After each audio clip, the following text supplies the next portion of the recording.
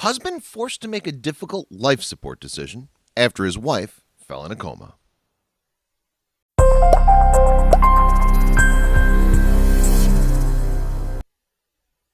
Newlyweds are often occupied with thinking of their future, what their new home's going to look like, and whether they're going to have 1 or 3 children.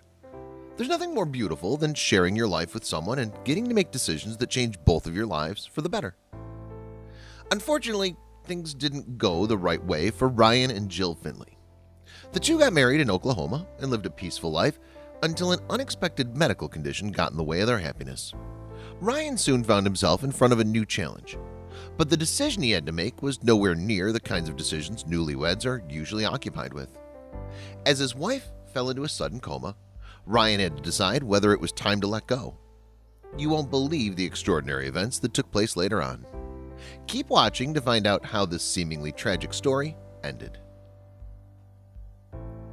After getting married, Ryan and Jill Finley moved to their new home in Jones, Oklahoma.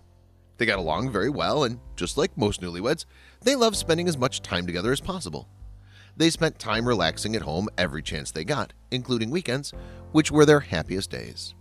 Ryan especially loved relaxing on weekend mornings by reading newspapers on the porch. Little did he know that this one weekend was going to turn his life around. He usually let his wife sleep a bit as he read his morning papers. That Sunday morning seemed quite ordinary, and Ryan didn't notice anything strange going on. That is, until he got up to wake up his wife. It was a morning in 2007 that changed Ryan and Jill's lives forever. The two were married for 4 years at this point, and they were well aware of one another's routines and habits. There was nothing strange about Jill wanting to sleep in, so Ryan didn't make any efforts to wake her up early in the morning. All of a sudden, Ryan felt a strange urge to wake Jill up from her sleep.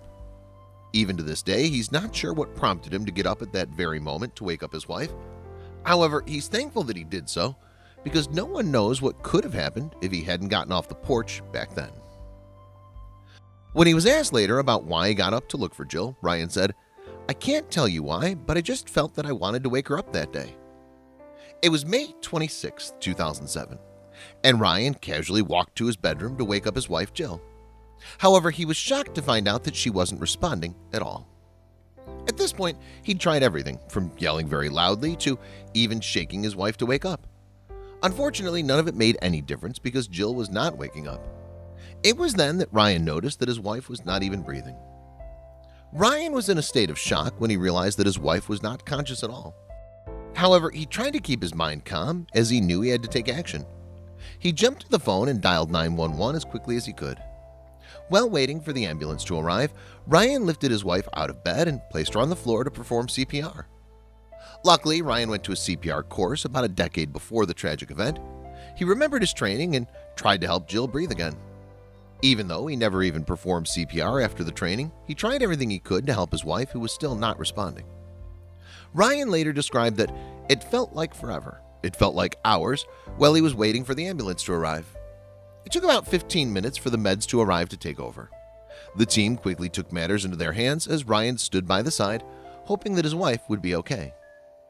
The paramedics tried everything that was in their power to revive Jill, including using a defibrillator in hopes that electric shocks would bring her heart back to life. "I could actually hear the machine going, a thump and then the second thump. I heard Jill coming back down and hitting the wooden floor," commented Ryan. At this point, it was obvious that Jill needed some serious medical care. The team quickly picked her up and put her in the vehicle to rush to the Oklahoma Heart Hospital. Ryan wasn't allowed to go with them, so he rushed after them in his own car. As soon as they arrived at the hospital, Jill was put on a respirator in hopes to start breathing again. However, Jill was not responding to the treatment immediately, and the doctors were ready to take the next step to fight for her life. According to Ryan's memory of the event, it took around 25 minutes for the medical team to stabilize Jill enough so that the doctors could further come up with solutions. As if that wasn't enough to watch his wife go through something like this, Ryan didn't even know what caused the issue in the first place. The medical staff was moving quick, doing everything they could during these critical moments. Luckily, Jill started breathing again and her heart stabilized. If it weren't for Ryan's quick reaction, who knows how things would have turned out. Ryan was so relieved when he saw his wife breathing again, but he wasn't aware that another turn was yet about to take place. The doctors took Jill's case very seriously from the moment she placed in the hospital bed. It was clear that she'd gone into cardiac arrest during her sleep and that she spent nearly 5 minutes without oxygen whatsoever. The doctors moved fast to start the chill suit treatment, which meant inducing clinical hypothermia in order to reduce the possibility of brain damage. During this chilling treatment, Jill's body was treated with cold water and wrapped into large cooling pads for 24 hours, which lowered her body temperature to 90 degrees. All Ryan could do while this was happening was sit and wait. Dr. Michael Scheffler, who was in charge of treating Jill, said that there are studies that have shown that it helps protect the brain in hopes that she'll have a recovery. After the chilling 24 hours, doctors started to warm up Jill's body. They hoped she'd awake during this process because that's when many patients wake up. Unfortunately, this wasn't the case with Jill. She was still not responding, and the doctor said she had very little brain activity. However, Ryan was not ready to give up yet. It was clear that Jill had fallen into a coma, which meant that the situation was far more serious than it appeared. After finding out about her condition, Ryan stayed next to Jill and refused to leave her side, despite doctors telling him that he must go home. Despite all the odds, Ryan was convinced that Jill would overcome the difficult condition she was in. He decided to keep her company, even though all he could do was sit and watch her sleep. However, he didn't want to leave her side in hopes that she'd wake up. He laid on the bed next to her and spent time reading verses from the Bible out loud. He wasn't ready to give up hope. Instead, Ryan tried everything he could, including praying for his wife's well-being. Unfortunately, days passed, and doctors started to realize that the situation was hopeless. They had to be direct and straightforward about it. When Ryan was asked to describe the moment he received the news from the doctor, he said, "It was grim. I'll put it that way. Everything they told me was grim." What he was being told was that there was only a 1% chance that his wife would recover. Even though the odds were against the situation, Ryan still refused to give up hope. It wasn't over yet. He continued to pray for his wife, and he even started to keep a diary. What he wrote inside that notebook was truly heartbreaking, but one could see that he was really determined to fight for his wife's life. Ryan was not ready to accept the end yet. Every morning I'd wake up and I'd realize this isn't a dream. The doctors told me there was never any sign she was coming back. There wasn't, said Ryan. He was trying to keep his faith as days went by, but his wife still wasn't waking up. He became aware that he was living a nightmare.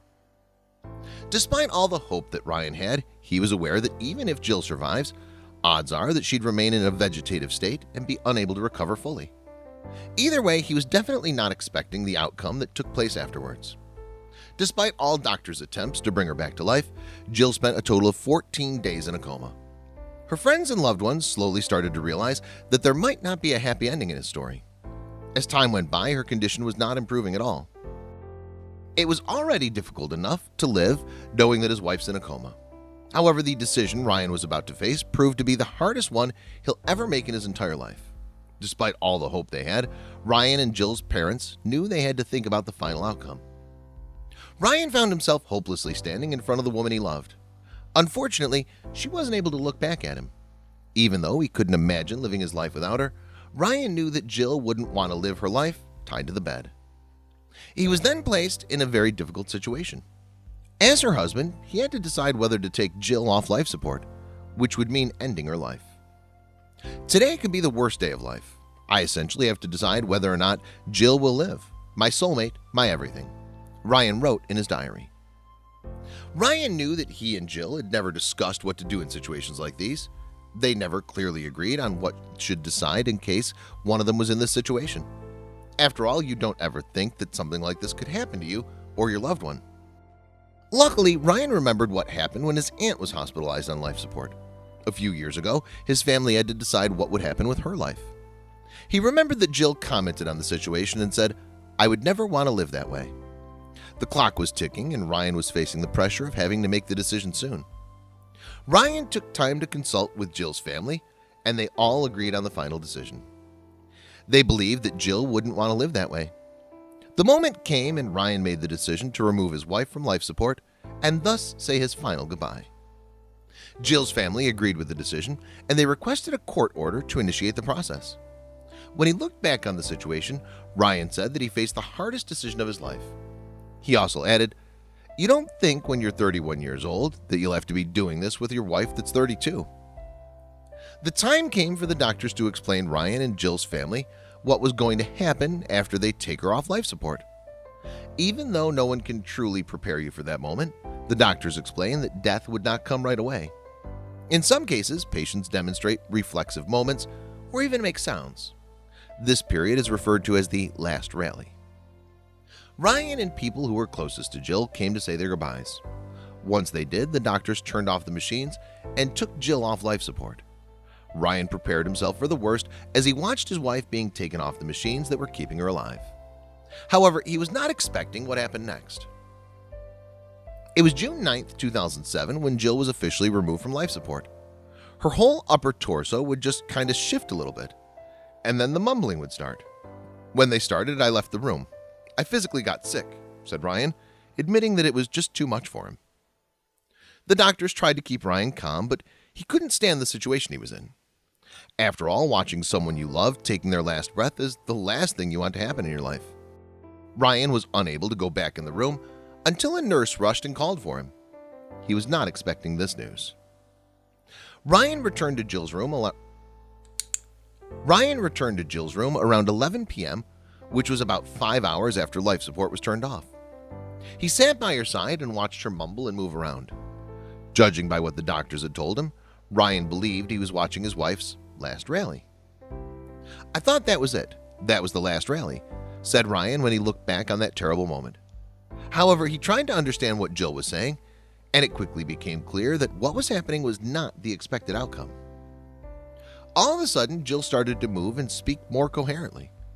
What Ryan heard her say sounded like, "Get me out of here." However, that's not everything she wanted.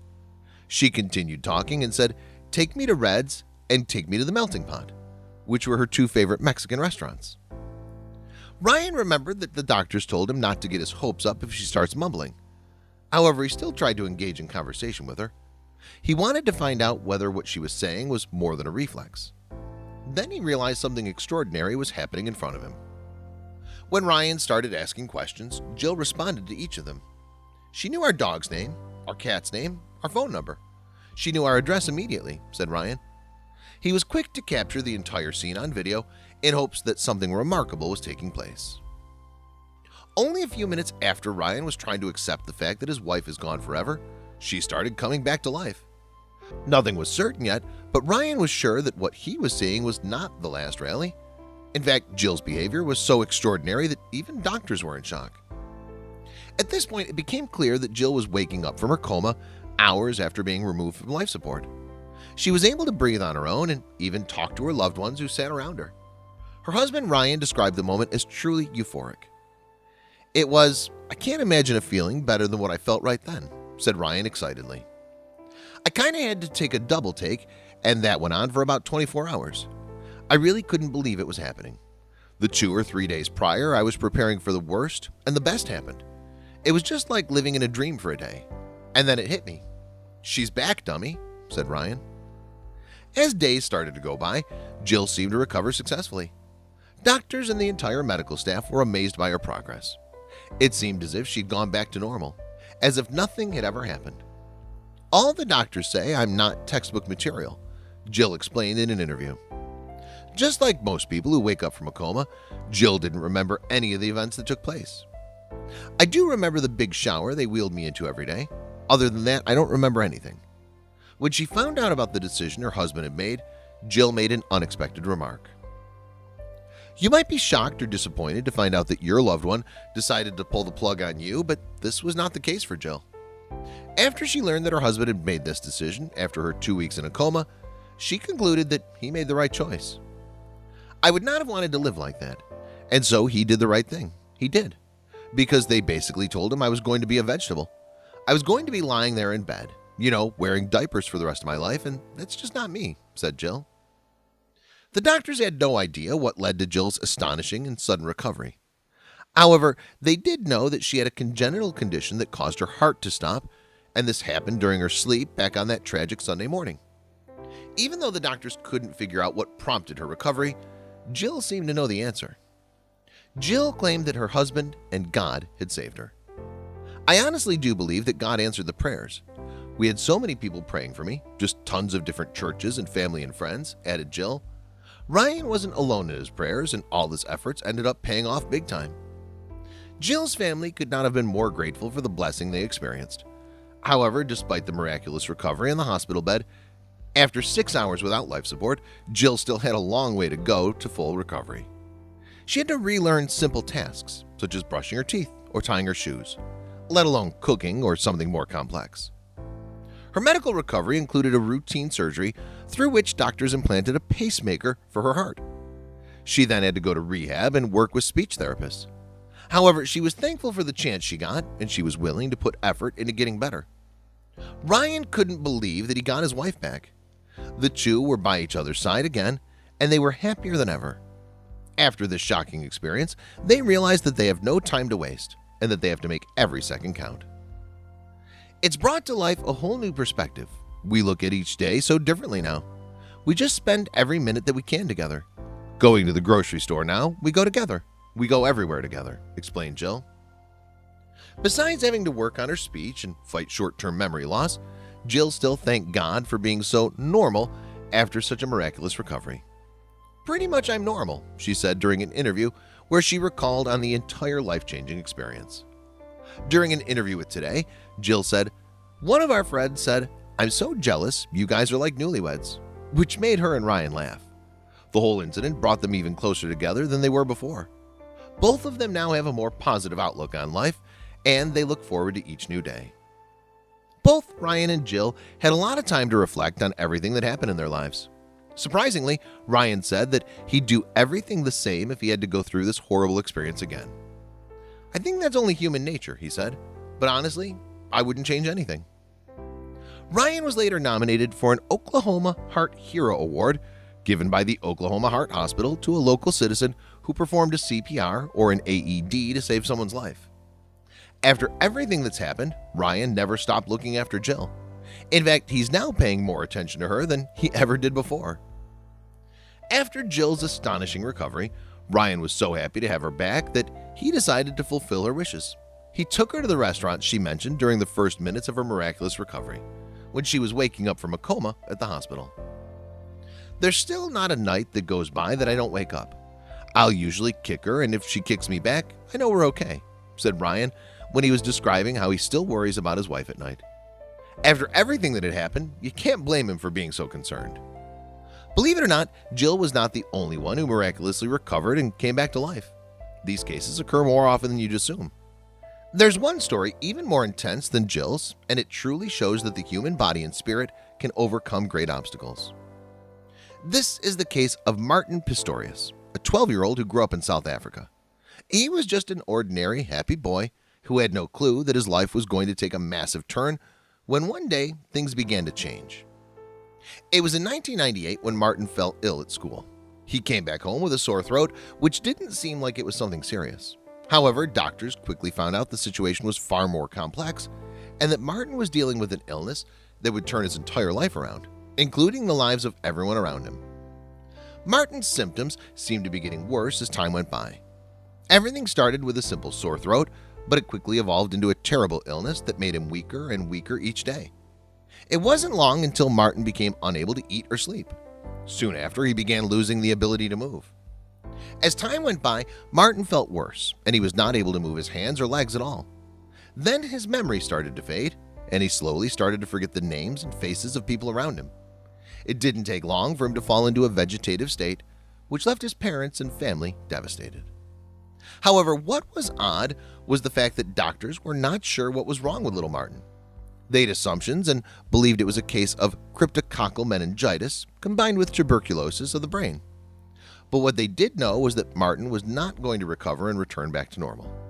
Even if he did survive, chances of a full recovery were very slim. The family was quickly informed that things weren't looking so good for Martin, as he now had the intelligence of a 3-month-old baby. However, his loving family refused to give up, and his father started to take care of him every day, thus becoming his main caregiver. He was so dedicated that he even woke up every 2 hours at night to turn Martin so he didn't wake up with bed sores. He drove him to the care home every day and night and spent every moment by his side. However, his mother started to feel desperate as she believed that things couldn't get any better. She wanted to send Martin away to a full-time residential care, but his father would never allow such a thing. After seeing her son in this condition, Martin's mother Joan started to lose hope. She felt depressed and unable to deal with the entire situation. One day she looked at her son, who couldn't move or look back at her, and said, "I hope you die." All she wanted was some relief, as she later explained. She didn't think there was a possibility that her son heard her terrible words. She later found out that Martin was indeed able to hear her. "My mind began to awaken at about the age of 16, said Martin after his recovery. He slowly began to regain his consciousness, and he became aware of his surroundings and the fact that he lived for a month trapped inside his body. His consciousness was fully regained at the age of 19 when he was able to comprehend things normally. However, he was still unable to move. Without being able to communicate with others, Ryan was not looking forward to a life of this kind. Even though he was always surrounded by his family, he felt alone and unhappy. However, things started to get better for him very soon. Martin's caretakers often left the TV on in front of him and let him watch reruns of the cartoon called Barney. Since he didn't have much of a choice, Martin was forced to watch Barney for hours. Later on, he recalled, "I cannot even express to you how much I hated Barney." Luckily, Martin started to show signs of recovery. His caretaker, Verna Vanderwald, noticed that Martin was positively responding to her questions, and he even nodded his head and moved his eyes. This was enough for his parents to take action and send Martin to the Center for Augmentative and Alternative Communication, located at the University of Pretoria. That's when something astonishing took place. It was at this center where Martin's parents found out that Martin was not, in fact, in a vegetative state. They put him through a rehabilitation process where he got a computer with a special communication software. Martin was now able to communicate with others and express his thoughts for the first time. It felt like a miracle. It was at the age of 25 that Martin finally regained some control of his upper body. Even though he still had to live in a wheelchair, he was making astonishing progress, and he even learned how to drive. He finally started to feel like a normal boy again. While doctors confined him to life as a vegetable, Martin made amazing progress and managed to recover. With a bit of help from his loving sister, Martin even found the love of his life, Joanna, whom he married in 2009. He continued making progress and started working as a freelance web designer and developer. Even though he's still using the wheelchair, Martin feels satisfied with his life. He even wrote a book in 2011 titled Ghost Boy, which focuses on his journey through life. The book soon became a bestseller, and Martin got plenty of amazing feedback from the public. However, the question was whether he was ever able to forgive his mother for the words she had, "I hope you die." It's not something you want to hear from anyone, let alone your own mother. However, Martin explained that he learned to understand why his mother was so desperate. Besides, she didn't know that he was listening and that he had a chance of recovery. After everything he'd been through, Martin decided to forgive his mother for the terrible and heartbreaking words she told him. It's this forgiveness that makes Martin's story of recovery even more exceptional.